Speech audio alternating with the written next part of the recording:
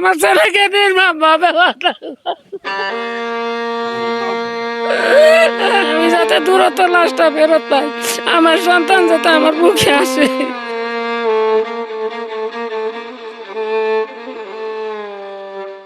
জীবিকার তাগিদে মাত্র ১১ মাস আগে পরিবারের মুখে হাসি ফোটানোর স্বপ্ন নিয়ে কম্বোডিয়ায় পাড়ি জমিয়েছিলেন দিনাজপুরের বীরগঞ্জ উপজেলার ৬ নং নিজপাড়া ইউনিয়নের গুন্ডারঝাড় এলাকার বাসিন্দা মফিজ উদ্দিনের ছেলে নজরুল ইসলাম। কিন্তু ভাগ্যের কি নির্মম পরিহাস, কয়েক মাস পর দালাল চক্রের প্রলোভনে অবৈধ পথে মালয়েশিয়ায় প্রবেশ করেন নজরুল ও তার কয়েকজন সহকর্মী। সেখানে পৌঁছা মাত্র ১ মাসের মাথায় ঘটে যায় এক হৃদয় বিদারক ঘটনা। নির্মমভাবে খুন করা হয় নজরুলকে। নজরুল সহ একই বাসায় থাকা ৪ জন বাংলাদেশের মধ্যে ৩ জন নিহত হয়েছেন এবং একজন গুরুতর আহত হয়েছেন বলে জানা গেছে।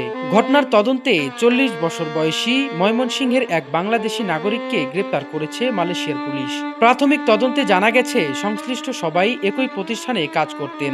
তবে কি কারণে এই হত্যাকাণ্ড ঘটেছে তার প্রকৃত রহস্য এখনো উদ্ঘাটিত হয়নি। মালয়েশিয়ার দণ্ডবিধির ৩০২ ধারায় মামলাটি তদন্তাধীন রয়েছে। এদিকে বীরগঞ্জে নজরুলের বাড়িতে এখন শুধুই আহাজারি। যে সন্তান একদিন পরিবারের দুঃখ ঘোচানোর স্বপ্ন নিয়ে বিদেশে গিয়েছিল, আজ তার নিথর দেহটুকু ফিরে পাওয়ার অপেক্ষায় দিন গুনছেন অসহায় বাবা মা। কান্নায় ভেঙে পড়েছেন স্বজনরা। নজরুলকে বিদেশে পাঠাতে ধার দেনা ও ঋণ করে প্রায় ৮ লাখ টাকা খরচ করেছিল পরিবারটি। আজ সেই ঋণের বোঝা মাথায় নিয়ে তারা হারিয়েছে পরিবারের একমাত্র ভরসাকে। অশ্রুসিক্ত কণ্ঠে নিহত নজরুলের পরিবার দিনাজপুর ১ আসনের সংসদ সদস্য মঞ্জুরুল ইসলাম মঞ্জু এবং বাংলাদেশ সরকারের কাছে আকুল আবেদন জানিয়েছেন, আমাদের ছেলেকে আর ফিরিয়ে দিতে পারবেন না, অন্তত তার লাশটা যেন ফিরিয়ে আনার ব্যবস্থা করে দেন। শেষবারের মতো সন্তানের মুখটি দেখতে চাই। আমার ছেলে ১১ মাস হয়, আমার ছেলে বাড়ি গেছে। আমার ছেলেকে ওইখানে যাই ১ মাস কাম করছে, ১ মাস ৩ দিন কাজ করে আসার পরে আমার ছেলেকে নির্মম ভাবে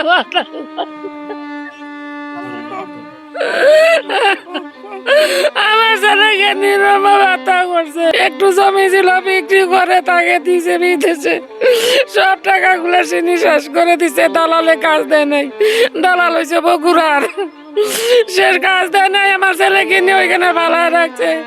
ওইখানে ৭ মাসে খায় আর না খায়, একদিন খাইলে ৩ দিন খায় নাই, ৩ দিন না কর পরে ৪ দিন না কর পরে আমার ছেলে মাছ মেরে লবণ দিয়ে সিদ্ধ করে করে খাইছে।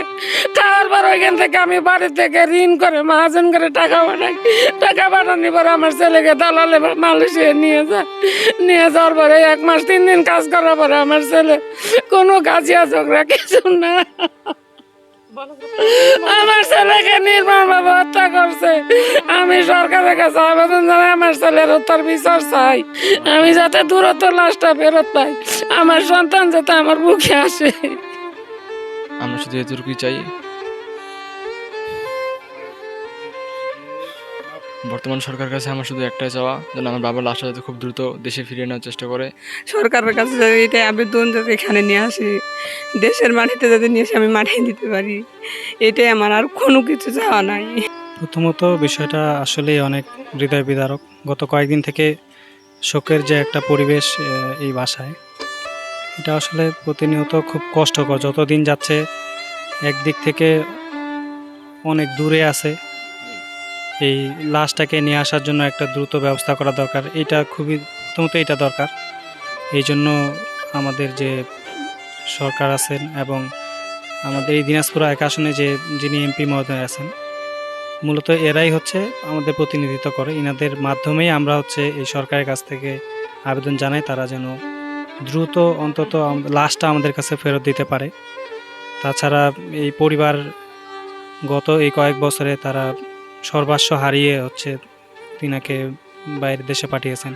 তো এই যে আর্থিক ক্ষয়ক্ষতি, এই বিষয়টা অবশ্যই আমাদের এমপি মহোদয়ের মাধ্যমে আমরা সরকারের কাছে জানাবো, যেন তিনি এই বিষয়টাও লক্ষ্য রাখেন, পরিবারের পাশে দাঁড়ানোর চেষ্টা করেন এবং তাদের কিছু একটা ব্যবস্থা করে দেন। তাহলে এই পরিবারটা একটু মাথা উঁচু করে দাঁড়িয়ে থাকতে পারবে। গত ৩ তারিখে এক কিলারের হাতে নির্মমভাবে আমার ভাইয়াকে হত্যা করে, এই কিলার সন্দেহবশতভাবে আমার ভাইয়াকে হত্যা করে।